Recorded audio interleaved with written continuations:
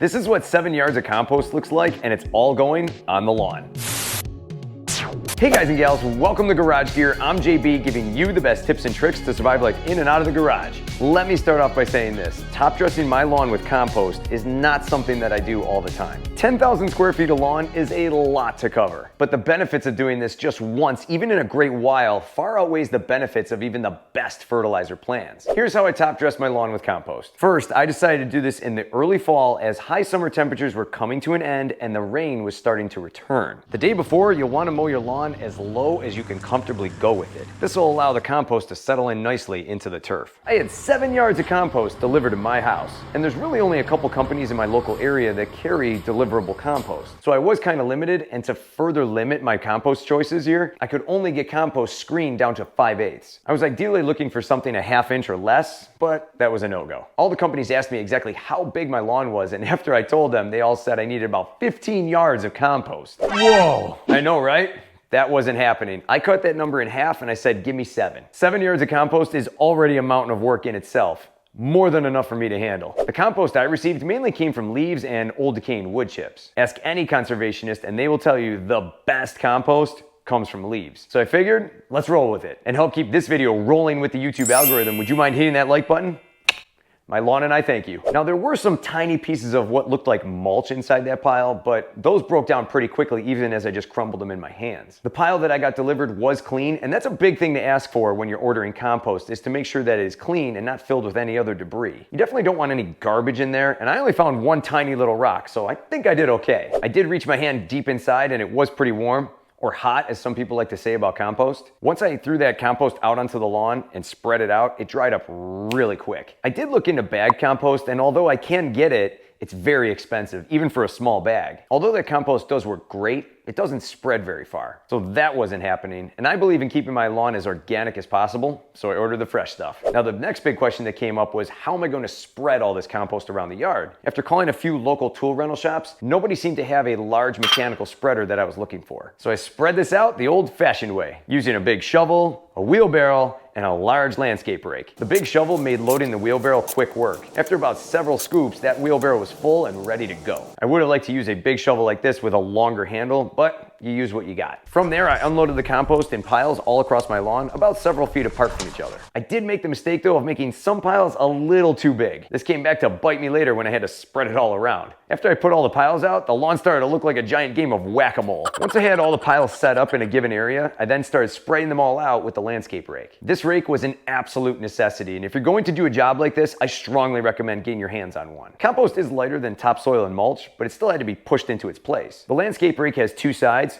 one flat blade side for pushing, and then a side with tines to help work the compost into the soil. Using the landscape rake, I would push and pull the pile into different directions to really work it down into the grass canopy. To smooth it out even further, I'd flip the rake over and then use the tines to help work it in even better. Now here's the ugly truth about top dressing with compost. Moving that entire pile of compost was a workout. No question about it, that whole procedure will beat the crap out of you. Once all the compost was spread out across the lawn, I then went back with a leaf rake and then worked it in even further. This really worked it in nice and fine between all the blades of grass. This whole process took me about 10 hours to complete start to finish, with only 2 20-minute breaks in between. Not to mention, every single neighbor in the neighborhood came by asking what I was doing. I was definitely tired, hungry, dirty, and a little stinky when I was done. Now before some of you other lawn nuts go crazy out there, let's talk about the Landsy spreader. I did look into this, but I couldn't justify spending the extra money and justify the process out on my lawn. Let me explain. First up, these spreaders are pricey. Cheap knockoffs usually run about 80 bucks. The small Landsy ones usually run about 120 and then go up over 300 for the larger models. That's a lot of money to spend on a spreader that I realistically would only use 1 or maybe 2 times a year. On top of that, where the hell am I gonna store this thing? Bend over and I'll show you. That's a huge item that takes up a lot of space. That is one of those tools that you could probably split with a couple of your neighbors and have one of them store it if you could. But again,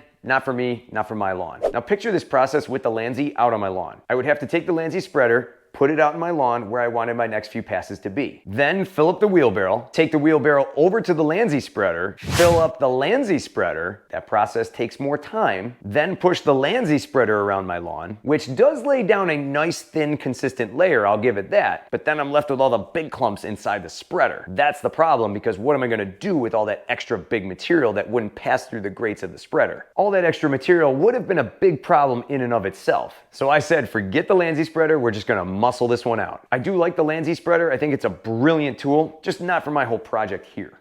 Since doing the compost, 2 weeks have now gone by and I couldn't be happier with the results. I've watered just about every day given my busy schedule, and we got a little over 1.5 inches of rain to help me out too. At this point, the lawn is absolutely firing on all cylinders. It thickened up fast within days, and they say that normally compost has to take its time. The lawn reacted very quickly to me putting all this down. The lawn turned a darker shade of green within about a week, and right now it's far darker than all of the neighbors' lawns because their lawns are still coming back from that summer heat stress. It's almost like I'm 2 or 3 weeks ahead of schedule. At the end of the summer, I had some lawn rust and some other diseases going on. Those are completely gone. And I did make a smart move by doing a quick overseeding of the lawn prior to getting all that compost and laying all that down on top of it. And now all that grass seed, coming right up. It actually popped up super fast. Now at the vocational school that I teach at, we have a conservation program, and the teacher of that program and I had a lot to talk about with this whole process. Here are 10 benefits of adding compost to your lawn. Compost improves the structure and the health of your soil by adding organic matter. Next, adding compost to your lawn can make your lawn more drought resistant. It helps efficiently retain and transfer water. This means I can water a little less and my lawn will be greener